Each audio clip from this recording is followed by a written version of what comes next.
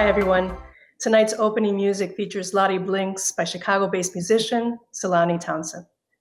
Thank you for joining us tonight for When Art is Action, Cuando, Arte es Acción, part of the Lit and Luz Festival of Language, Literature, and Art. I'm Silvia Rivera. The Lit and Luz Festival is proudly produced by Make Literary Productions. This year's Chicago Festival, Remix, Respond, and Rebuild kicked off last night and runs through October 9th as a series of virtual programs. Lit and Luz fosters the creation of new art through international collaboration and essential dialogues between residents of Mexico and the United States. Through conversations and the creation of new art, writers, artists, and musicians participating this fall reconsider past festival themes, while also responding to issues and events currently impacting the US and Mexico. The full lineup of participants and schedule of events are available at litluz.org. The festival would not be possible without our partners, including the National Endowment for the Arts and the Illinois Humanities, as well as the MacArthur Funds for Arts and Culture at the Richard H. Driehaus Foundation, the Gaylord and Dorothy Donnelly Foundation, the Illinois Arts Council Agency, and the generosity of individual supporters. Tonight's event will debut an audio piece by Leslie Hurtado, Chicago-based audio producer, co-creator of the podcast Rabiosa Medina, and journalism student at Northeastern Illinois University. You will then hear from 5 individuals as they reflect on how activism plays a role in their artistic practice and life. The artists include Sandra Cisnero, Cristiana Rey Colon, Brian Herrera, Emi Hernandez, and Ram Dames. This event includes live audio translation in Spanish. Be sure to click on the Zoom link below to listen. And now, let's welcome Leslie Hurtado to introduce her piece. Hi, everyone. I'm so grateful for you guys tuning in to hear this piece. I know who would have thought that you would be attending an art show virtually. And I know it's a very tough time right now as we are going through a global pandemic. But what I can tell you is, as I spoke to Sandra Cisneros, she said that art is very important right now. And we must use those resources that we have to conjure change in a moment that is so important like any other. And so as you hear this piece, you will hear a collection of responses from activists, writers, poets from the US and Mexico. And I'm very excited to hear what you think. So let's begin.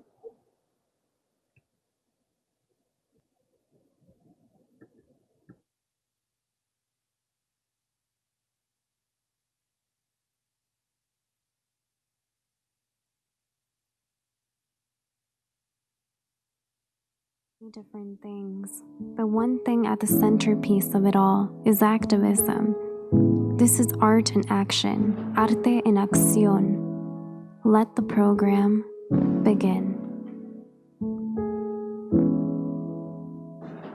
Blue House, Red House, this year, living in different places, projecting our fears, and then transforming our emotions for our peers who are a part of the younger generation that send hashtags to gain political momentum, like the previous generation that read books like The House on Mongo Street and The Catcher in the Rye. It is the misunderstood from different houses that will fly to find themselves in a place where they can create change. Artist 1, Sandra Cisneros. Artist, author, writer, and activist.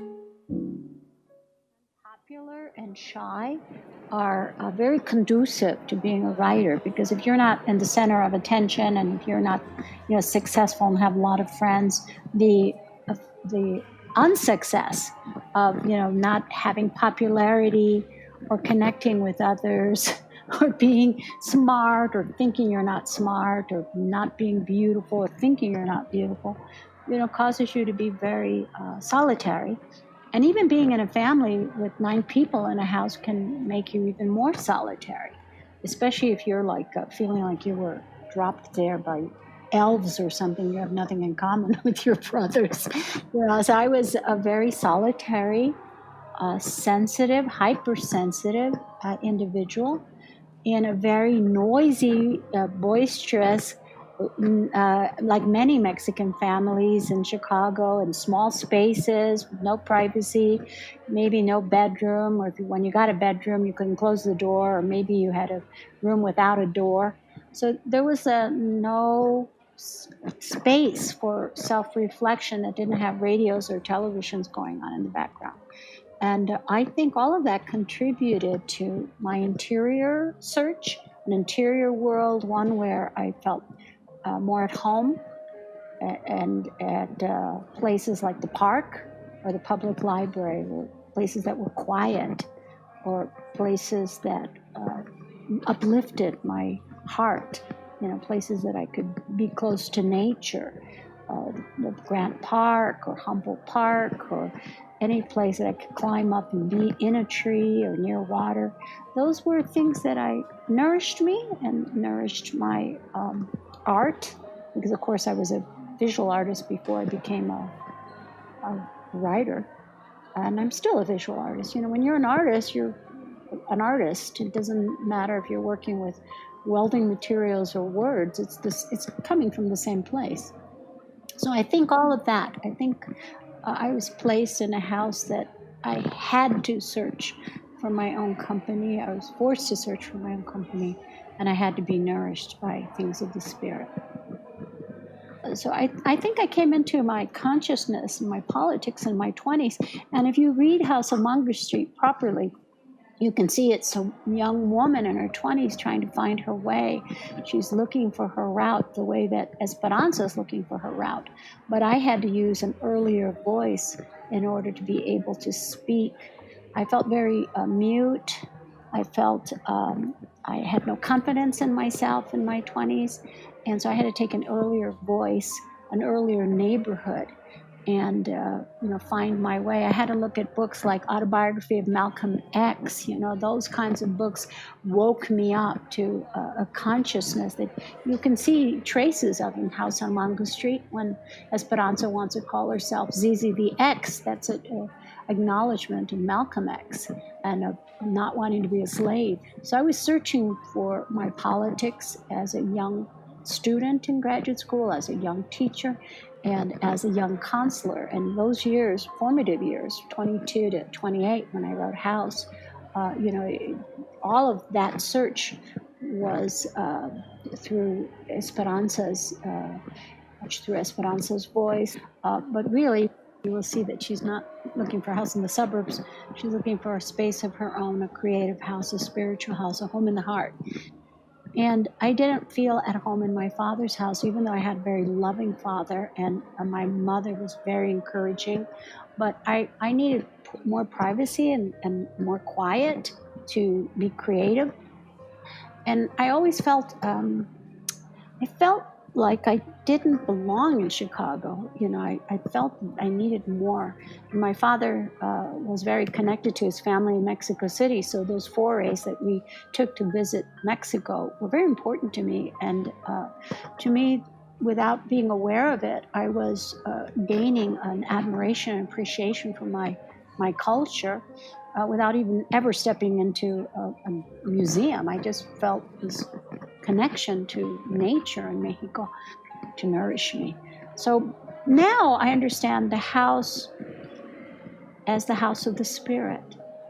And it's not necessary for me to go somewhere. Like some people have a bucket list. Oh, I want to go to Kathmandu. Oh, I got to see the Aurora Borealis before I die. But for me, my bucket list is to visit those spiritual places in me. So I don't have to go anywhere. That home in the heart is inside me. And I need to do the spirit work, meditating or reading essays by people I admire. Thich Nhat Hanh or Pema Chodron or Nelson Mandela, all the heroes that can teach me something at this phase in my life. I need to journey there.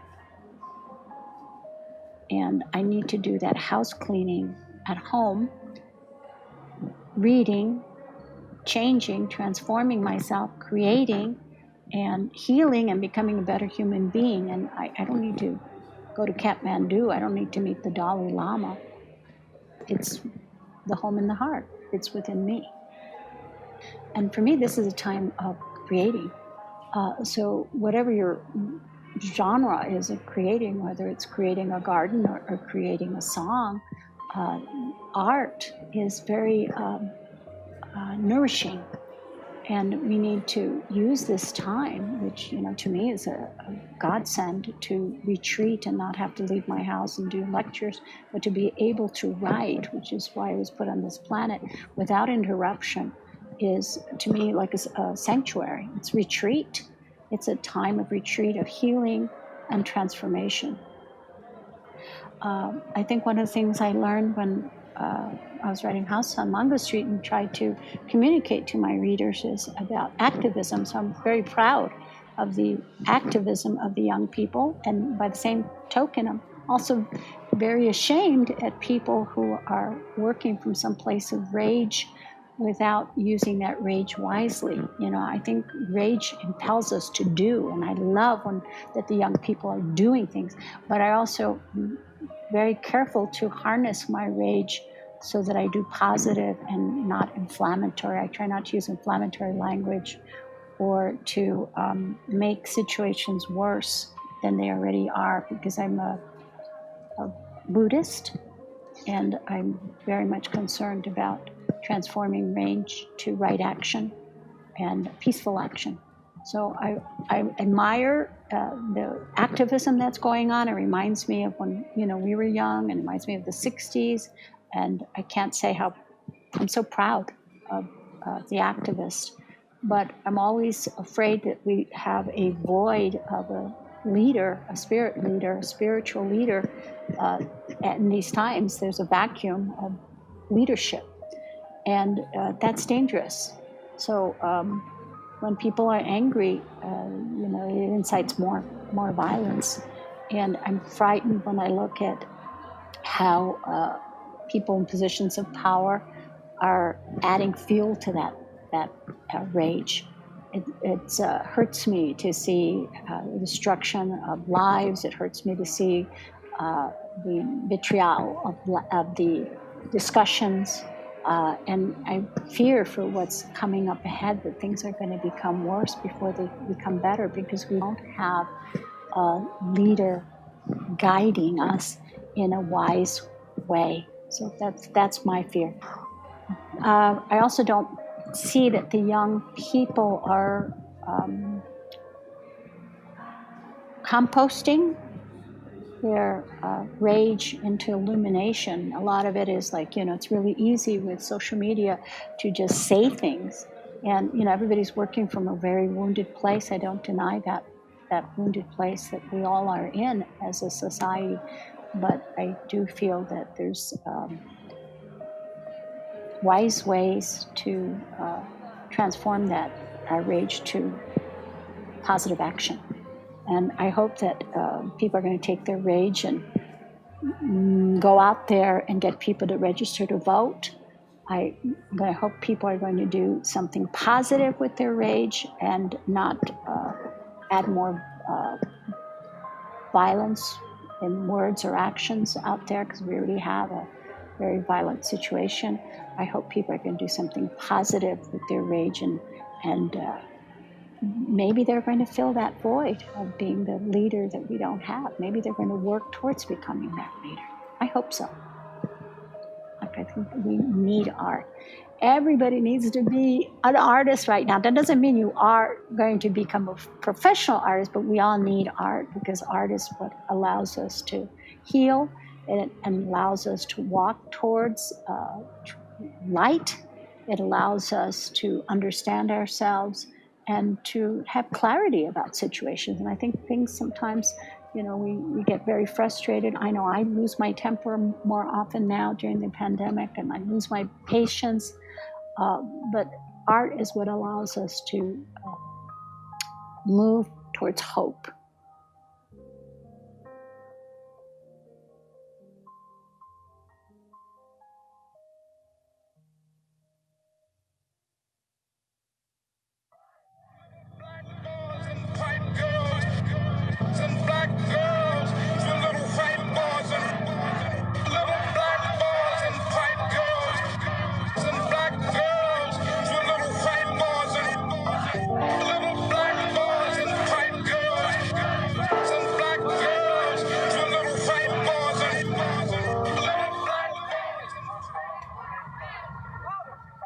The refrain is a think, can't run from a gun, can't hide from a lie, but we can still have good times. Ain't got no dress code, got no stress, no, we ain't gonna stand in line. If you're alive, then sing. We got everything, you're all you got to bring. We got everything. Can't run from a gun, can't hide from a lie, but we can still have good times. Ain't got no dress code, got no stress, no, we ain't gonna stand in line. If you're alive, then sing. We got everything, you're all you got to bring. We got everything, if you're alive, then sing. Artist number 2, Christiana Ray Colon, poet, playwright, writer, and activist.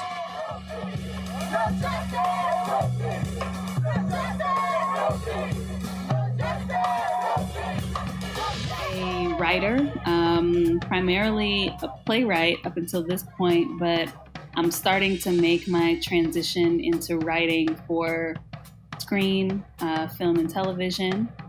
I'm also the co-founder of the Let Us Breathe Collective, which is an alliance of artists and activists organizing through a creative lens to imagine a world without prisons and police. We came together organically in 2014 after the death of Mike Brown. Me and my brother and a group of other artists from Chicago felt really compelled to respond to the uprising that was happening in Ferguson. And we raised money to bring supplies to protesters. And it began what we did not know then was going to be a life-changing shift toward the fight for abolition, the abolition of police and prisons and carceral systems of punishment. And so we went to Ferguson not really considering ourselves activists or organizers, just artists with a lot of passion and enough of a platform that we felt it was our responsibility to leverage our privilege and our access to institutions and resources to lend them to the people who were on the ground and on the front line. But we ended up meeting a remarkable group of people called the Lost Voices, which is another group that organically came together and were camping out in the protest zone. And so they occupied the intersection where Mike Brown was walking when he was pursued and murdered by Darren Wilson. They occupied that space for 47 days. They intended to occupy it until Darren Wilson was indicted. And they occupied that space until they were forcibly removed. And we were so inspired by this group of disenfranchised young people who came together out of outrage to put their bodies on the line in this way that, you know, what we thought was going to be a one weekend trip to Ferguson to drop off supplies turned into an ongoing relationship. And so we came back the following weekend and the following weekend, and we continued to build relationships with these protesters in Ferguson and build art in collaboration with them. So we produced a documentary film, and then we went on to produce a piece of live documentary theater that we toured around Chicago and the Midwest. And, you know, it was really our mission at that point just to use our access to artistic platforms and institutional resources to help get the story of what was actually happening on the ground out into the world, because we saw that lacking in mainstream media. And that really snowballed into us leading our own direct actions in Chicago. And that was the genesis of what has become the Let Us Breathe Collective. And so we have been using art, performance, and creativity to really take the fight for dismantling violent systems of policing to the level of actually providing the resources, creating the programs that we think are the blueprint for what actually keeps communities safe, because we know that people with guns who are able to kill with impunity is not what keeps keeps Black and brown communities safe. So that has been kind of my life's work for the past 6 years. And, the formation of the Let Us Breathe Collective, that experience in Ferguson really shifted my creative work. So I've always been a writer. I've been writing since I could pretty much hold a pencil. I've been writing creatively. I had my first poem published when I was 6 years old. I used to write plays for my teddy bears and, have them act them out. So that creative spark has kind of always been in me. But in 2014, I really shifted toward understanding that it was my responsibility to create an abolitionist canon of drama and media, because there's so much propaganda in the world that convinces us that policing is the only way to deal with harm. And I think that's a real paucity of imagination, and that people really just need to be catalyzed to imagine alternate realities and alternate possibilities. Policing as we know it has not always been the thing, and it doesn't have to always be the thing. And sometimes it really just takes a shift in the imagination for people to consider something else. I know that that's what it took for me. I'd been to a lot of protests before I made the cognitive leap from indict Darren Wilson to no, we don't want to indict Darren Wilson because carceral justice is actually not enough in this moment. We need to dismantle the system altogether because it's not just about a few bad apples. The system at its core has always been violent and has always hunted and killed and exploited the bodies and the labor of Black and brown people. And it cannot be reformed into something less violent. And so I am starting to expand into film and television. So the piece that I worked on for the Luz Festival was a piece called Suspension. And I collaborated with an artist from Mexico City who built some really beautiful video projections to accompany a reading of an excerpt of this play that was performed at the Museum of Contemporary Art. And the play Suspension is an Afrofuturist dystopian high school rebellion play that imagines a high school climb and succeed academy where, unbeknownst to parents who sort of just click accept on an update through the school's mobile app, agree to this dystopian new disciplinary code that includes, an increase in security marshals patrolling the hallways in riot gear and armed with tasers that are benignly called success savers because they allegedly deliver a mood and cognition boosting charge to non-compliant students. The rollout of Panoptica, which is an artificial intelligence public announcement system. So imagine that Siri takes over the PA system at school and is able to spy on the students and sort of automatically administer disciplinary infractions. And then, most horrifically, success inversion therapy that takes in-school suspension literally. And so students are suspended upside down from the ceiling in detention. And so the play imagines 5 teenagers on the power cheer team coming together to find their missing classmate and rebel against this oppressive disciplinary regime in their high school campus. And that's kind of the thing that I'm pitching to networks and studios and hoping to get picked up and developed, to both show the grotesque possibilities that we could arrive at if we continue on the path that we're on in terms of policing in schools. In 2014, 2015, as I was starting to get involved in activism, was that, what we understand as the abolition of slavery was conditional. The 13th Amendment that allegedly abolished slavery says that slavery is illegal except as punishment for a crime. Which, if you then look at the decades that follow, you see that America has bent over backwards to develop a penal code that is incredibly unjust and that targets Black and brown people, and that criminalizes the behavior, just like the lives of Black and brown people in America. Literally, the police system that we have now is a descendant of militias being empowered to hunt fugitive slaves and return them to their plantations.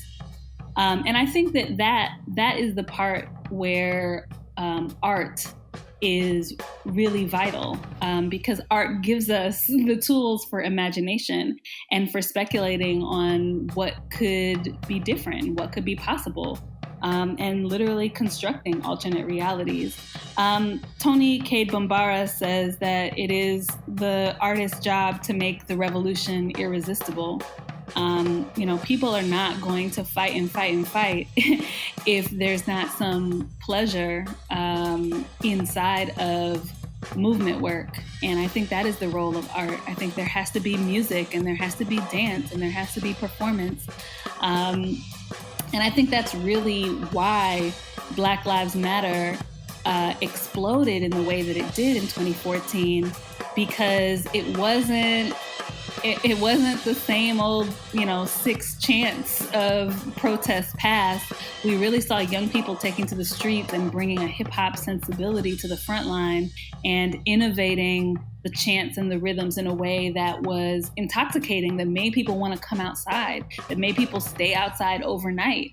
In the case of the Lost Voices, camp outside for 47 days. And, while they were out there around the campfire, like, they're freestyling and making up, chants that are also rap songs, and so that, I think, is what is special about this moment of uprising, is that the youth are really infusing it with a sense of musicality and creativity that is special, and that I think has the creative potential to really shift culture. La vida mía, this life of mine, where children come to America and leave everything behind. Their families, food, love. The real struggle in America is to exist, but the finger resists to only see a valley of thumbs. But la vida mía, this life of mine, has just begun. Artist 3, Brian Herrera, artist and activist. I'm an artist, specifically illustrator and graphic designer. Originally born in Veracruz, Mexico. Came to the US when I was 11, to Chicago. A lot of my work explores a lot of the intersectionality of immigrant identity and queer culture. And I do this through different mediums. Illustration and design are like the main mediums that I use. Also using design to highlight a lot of the marginalized communities that I work with. I started taking art seriously 4 or 5 years ago, a little bit right after high school. I wanted to pursue it as a career. Unfortunately, I didn't have the funds to go to an actual institution. So all of it has been self-taught, a lot of trial and errors. When it came to me using art in combination with activism was when I realized that what I'm learning is an actual tool. Like, for example, the programs that I was learning to use graphic design were tools that I was teaching myself to put into practice. So I found those tools really useful, kind of use those tools to sort of elevate the community. One of the first times that my art was specifically used as an illustrator, like as a residency illustrator, specifically for journalism. and a way to be used to tell stories. So journalism is something that I've always wanted to get into, but I never really found a way to sort of blend that in with illustration and graphic design. So this was such a great opportunity to put that into practice and really hone into my identity and the things that I support. For example, the illustrations that we were working with were specific recent stories of people that crossed the border due to either COVID or just the necessity of it. I guess crossing borders is a direct response to the lack of publications curated by and for documented immigrant artists. And it is also the first magazine of its kind to showcase the experience of sort of the contemporary undocumented artist experience. And what I'm shooting for it to do is to provide a better understanding of ourselves as peers, but also as those outside of our community. And then there's this play of words with crossing borders where, you know, when you think of crossing borders, you think of like the physical act of crossing borders. It's kind of like a play of words where it does go beyond crossing fences, walls, or rivers. It explores the metaphysical borders of the emotional and mental turmoil that, you know, which is the reality that a lot of immigrant artists face in this country.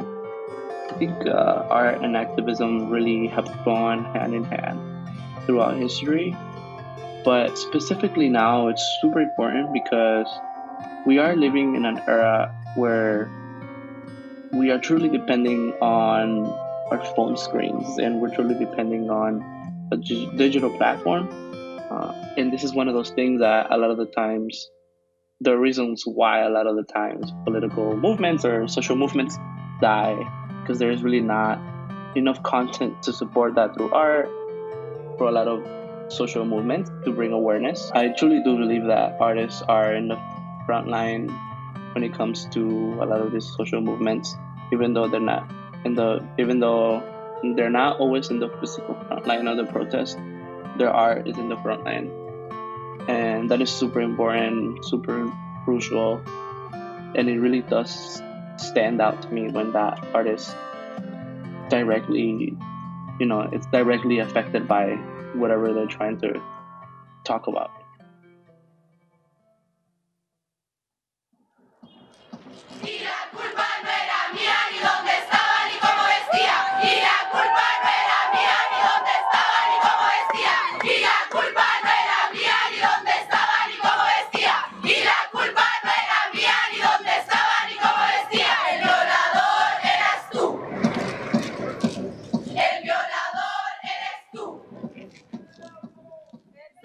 El policía te mató, el gobierno dice no, el presidente dice no, pero las rosas se levantan en protesta. Almo, almo, ¿por qué no contestas? Artist 4, Emmy Hernandez, Mexican artist and activist. My name is Emma del Rosario Hernandez Pineda, and I'm from the state of Guerrero in Mexico. And I make a kind of art. I like to mix the digital with traditional. My favorite illustration that I've done is an illustration that says Viva Mexico, and it has these flags and 4 people that are Mexican. The first character is a man who dedicates his time to washing cars, and the second one is a student who has a mariachi hat. The third one is a woman wearing traditional Mexican clothing. The fourth one is an elderly woman wearing an apron, which represents the women who make quesadillas in the street. I wanted to put all of these people together to show that Mexico is a diverse country, not only in colors or in skin tones, but also that there are existing jobs and that everyone deserves respect. What I intend to do is to mix the social themes with other themes. People are not always consuming things that are sad.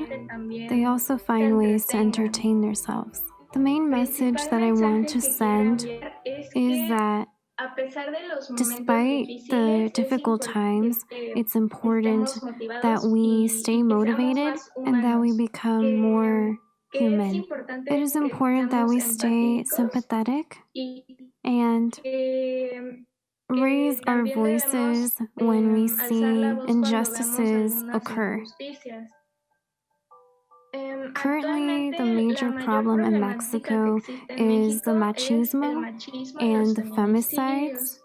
The most recent femicide that happened was with a woman that was named Jessica Gonzalez. It was an injustice, and that is what's happening more often. It was a femicide that committed. It appeared to me that is why we are fighting every day for all the girls that have been treated violently.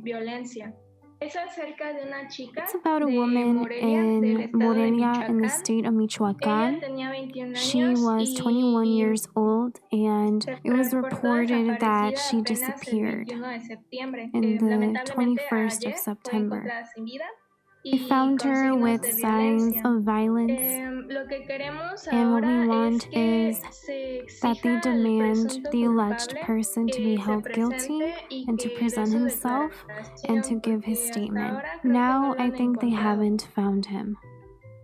I like to mix themes of art because this way we can reach to people and they can feel sympathy in a more accessible way, and that they can see illustrations of the victims and they can feel and ask themselves, what would happen if this person was my uncle or my sister? So I believe that there's this closeness, this connection that the person can feel when they see this illustration, and so they identify themselves and demand justice and respect. At one point, police can feel untouchable, and perhaps they say, oh, I'm a police and I can do whatever I want and nothing is going to happen because I am the law. I feel like that's a mentality that some have, and it's incorrect. It's something that they have to correct, because not just because you're in a high public office that you have the right to harm others. I believe it's something that police have to work on in terms of being reasonable. And also, they should also demand justice themselves, not just because they're police that nothing will happen to them. On the contrary, they should be giving the example. Being an artist in these times are important because we can convey a message of how we feel, and other people could probably feel the same. I think that's very powerful. Viendo la pared en este estado, un cuarto donde puede uno ser o parecer. Este es un camino de Belén. Ya me voy. Artist 5, Ram Tamez, Mexican artist and activist. My full name is long. It's Jose Ramiro Tamez Valdez, and everyone knows me as Ram Tamez. Currently, I live in Paris, France, and I was born in Monterrey, Mexico, up the river. I think that when we're all young, we all draw. Rather, for me, I never stopped, so it became a constant phenomenon in my life. And in teenage years, and more later in my life, I came to France in 2 years. I came to France thanks to a scholarship that was created by Guillermo del Toro, and he did this in Mexico. I was fortunate to receive the scholarship, and so I attended Gobelin in animation school. Being a Mexican, a lot of times you're going to talk about things that surround you. And when I lived in Mexico and all of the things happening in Mexico, politically speaking, these things affect you. It then falls into your art. For example, now the poetry that I made is bound to that. It's close to the train that loads people to the south of Mexico, to the north of Mexico, and migrants come in the train who want to go to the US. And really, in the short film that I made, basically this train that carries political things that happen in real life. This is your reality. And in that moment, I used to think, how could I continue my artistic career? And well, looking back, being here, I can tell you that it's very difficult in many places, but staying in Mexico, there wasn't a lot of things that I could do to scratch my way up. Speaking of politics, there's not a lot of support, like in comparison to France. There's a lot of examples that I could give you, but most of the people that go to see movies in France, a percentage of ticket sales goes towards the production crew of the movie. In France, in Mexico, you don't have that. Guillermo del Toro asked me something that was very curious, and I think it's very Mexican. He asked me, what would happen if you didn't have the scholarship? How would your tomorrow be? I told him, the same as here, to keep trying. Thank you for listening to Arte en Acción, Art in Action.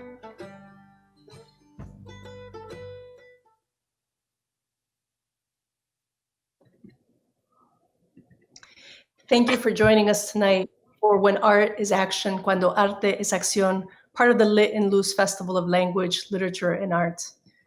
I'm Silvia Rivera, and you just heard a fabulous audio piece produced by Leslie Hurtado. She interviewed 5 artists, and they reflected on how activism plays a role in their artistic practice and life. And wow, Leslie, I'm really inspired. What a great way to head into this new week. And I want to ask you about these interviews. But first, I want to back up a little bit and just, I think that we just heard from, artists of just various genres, and I consider audio to also be an art. And I think that it has the power to move people, to inspire people. And what I really want to start off by knowing is how you decided to become an artist yourself in this very intimate art form known as audio storytelling. Sylvia, thank you for asking that. At a very young age, I was involved in the performing arts instead of journalism. And at a young age, I used to sing with my father. I used to be involved in theater. And I used to hang out with my friends who used to do art, like murals. And I was a part of that process. But I think as I started writing, I realized that what you write is also a form of art. And there's so many different forms of art, and there are different ways to convey messages that spread change. And I think that's how this piece really drew my attention, because I wanted to see how I could make audio a more immersive experience for the listeners, that were hearing the piece right now. And in audio, you're able to create a reality. You're not seeing images, you're creating those images yourself. And as Christiana said, that sometimes you have to envision that reality yourself as an artist in order to start being involved in political movements, like the work that she has done with Let Us Breathe Collective. I think it's amazing, the work that she has done. So I really wanted to highlight the different ways that these individuals create a change in their own way, whether it's by writing, whether it's by writing a book or creating art, whatever it is, they were able to make that possible. And many are inspired by their works of art. Thank you for sharing that, Leslie. You and I had a chance to have a conversation earlier and share, I guess, all of the things that we had in common, right? In the sense of, our parents being immigrants from Mexico, being first generation college students, and in many ways, just going through life, experiencing and understanding that a lot of our stories aren't represented in media. And that is also true in audio storytelling. How important is it for you to capture the stories that you and I, even earlier today, shared with one another? That it requires sometimes a lot of effort on our end because there isn't anybody sort of guiding us, and saying, hey, this is the path, but we're in a position to sort of figure it out. How has this motivated, I guess, your own journey and your own path? I guess when I started writing, I realized I wanted to do something that could inspire others and that could help others. In many places, there are news deserts that I said earlier to you today. And it's very true. And I think it's important to highlight issues in different parts of Chicago and outside Chicago and around the world. There are also global issues that have not been mentioned in the media. And a lot of our parents are confused.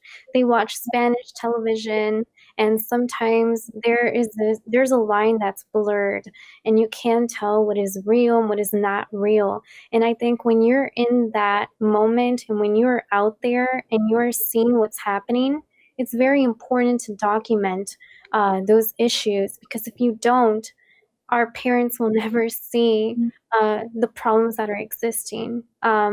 And so I think that's very important, and it's something that I want to continue. And as I did this piece, I thought it was important to show the different ways that people respond to change, respond to movements in their countries. And it's just so inspiring hearing people from Mexico like Emmy, who talked about the femicides in Mexico and how many women have been murdered over there, and no one's being held accountable. And so I think it's very important to talk about these things and show different movements and have people talking about different things and spark conversation in the living room or wherever we are. You definitely have captured important voices and just important testaments to this moment in time that we're living in. What surprised you, I guess, the most from the stories that you heard? What are you walking away with feeling like you learned from these individuals? I learned that everyone deals with these issues in a different way, and that they have different ways of creating art as well. So when they combine both of those things, art and activism, it's very different. It's not the same thing. And especially because these individuals are from different places and they have different professions. And I just thought that was incredible, hearing all these individuals have different takes on what's happening, on the pandemic, on movements that are occurring, and how to deal with those movements. Like Sandra said, we have to channel that rage in a different way. And Christiana, who said we have to abolish the system completely. And then you have Emmy from Mexico, who's talking about the femicides that are occurring. And then you have the last artist who said you have to branch out of Mexico and learn how to become successful that way, and you have to keep working hard. So very different responses that I heard today.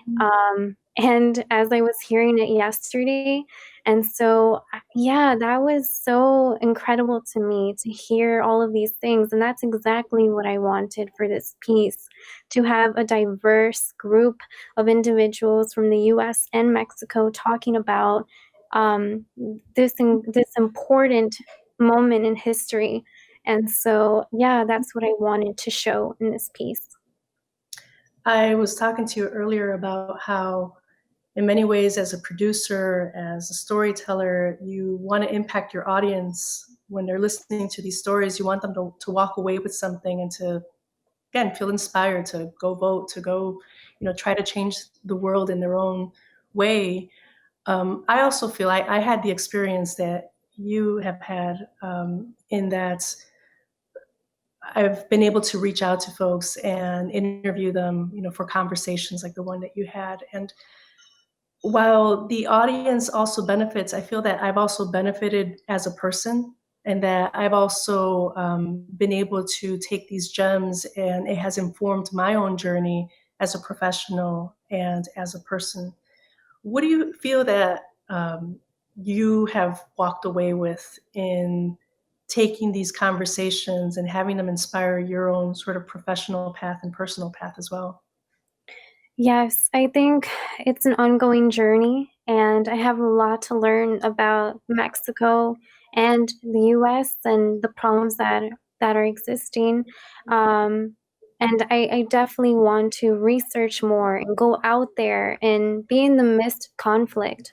I think a lot of people are scared of doing that, and they don't want to be harmed. They don't want to risk their safety and their voice. But I think we have to be that voice right now. We have to go out there and we have to report on these issues. And so as I absorbed everything from this piece, I realized I really have to go out there and I have to find out what is really happening in Mexico, and what is really happening in the US. I want to learn more about the government. I want to learn more about law. I want to learn about policies, and I want to learn about how can I get someone to speak confidently on these issues to me and to tell me what's really going on. And so that's what I walked away with, and I want to continue this path, and speaking to more individuals that know more than me. And so I can gain a better sense of understanding and I can share that within my community. Well, I personally am really excited about your future and just your tenacity and your ingenuity in thinking, I'm going to start a podcast. And you started Rabiosa Medina because you were like, we're in the middle of a pandemic. We have all of these social uprisings happening. We need to create a space where we can just connect on these issues and really break them down for people like me to be able to connect and understand them and explore the world around us during this time. So I would love to know, I guess, 10 years from now, when you look back at this moment in time, what type of world do you envision for yourself, and what type of impact would you like your work to have on others? Yeah, I envision my future as continuing this path, in the journalism realm, the realm of journalism, and meeting individuals from countries that I've never been to, and just learning about the problems over there. I think I have a strong interest for global issues, and I want to learn how I can get that story. And in the future, I would love to report outside the US and to continue interviewing people from those countries. And just to get a better understanding and be a better person and a better reporter. I think we also have to learn kindness in moments like this. We have to understand individuals that are outside the US and in within the US, and ask them, how are you feeling today? And what is happening in your country? And there has to be this uh, you have to make the person feel comfortable. And it starts there. It starts with kindness. It starts with making a change. putting your foot out in the door and visiting these places and gaining trust from these individuals to make impactful stories. So that's where I see myself in the future, to continue doing this and to continue interviewing as much people as possible so I can be who I want to be and share that with others. That's so wonderful, Leslie. We have a question from the audience. Camila Foreman is asking, this is such a diverse set of artists presented. How did you choose them? How did I choose them? Well, the two that I interviewed was Sandra Cisneros and Cristiana Ray Colon, two people that I admire so much. And I thought, you know what? I want to know how they feel about the movements that are happening right now. And hearing Sandra, it was a very different response to Cristiana's. And I think that's so interesting how everyone has a different response to this moment.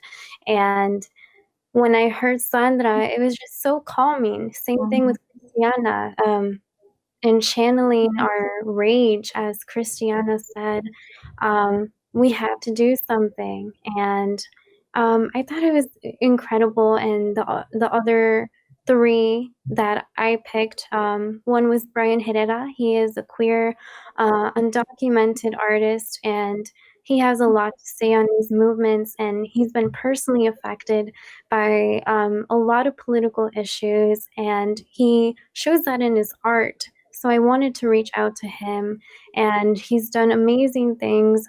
He has a magazine that centers undocumented queer youth and people of color. So I wanted to highlight him, and the other two artists are from Mexico, and they have done work where their digital art has a message that is so strong. And most of the time, when I was looking through their pages, I noticed that the fourth artist, who's Emmy Hernandez, she has like artworks where she puts justice for Jessica, as mentioned in the audio piece, who was murdered due to a femicide that occurred in Mexico by a man who is now charged. And so she put that art piece, and it gained a lot of attention, and it gained my attention. So I thought, I want to include her because she is talking about these things, and she's being brave to speak on it, and she's protesting out there in Mexico, and she's speaking about the killings that are happening in Morelia, Mexico. And it's just so important to highlight these people. Yeah, I picked them because I saw what they were posting, and it was so important to me. I think Cristiana said something along the lines of, arts is basically the response to when mainstream media, doesn't tell our stories. And so I think that it is just so important to have the arts as this platform of expression to, speak truth to power and to, highlight all of those stories that unfortunately don't always get told. So I definitely want to thank you, Leslie, for highlighting everybody, for doing such a wonderful job of just curating a powerful array of voices and including your own voice. I think that you are going to blaze a trail, and you have a bright star and a bright future. So I'm excited to follow your career and wish you all of the success. Thank you so much, Sylvia, and I really appreciate joining you in this conversation. You're amazing, and I love the work that you did with Vocalo, so thank you so much. Thank you. And I want to thank you again for joining us. Thank you, Leslie, for producing tonight's piece along with all of the participating artists. We have events every day this week, so please check the schedule on litluz.org and register today. Definitely don't miss out on our finale, the Lit and Luz live show on Friday, October 9th at 7 p.m. It's hosted by poets Jose Olivares and Jimena Gonzalez and features collaborative work from nearly 24 Lit and Luz alums. All of this year's programming is free to enjoy. If you'd like to show your support with a donation, the link to give is below. Thank you, everyone, and have a great week. Thank you, guys. Bye-bye. Bye.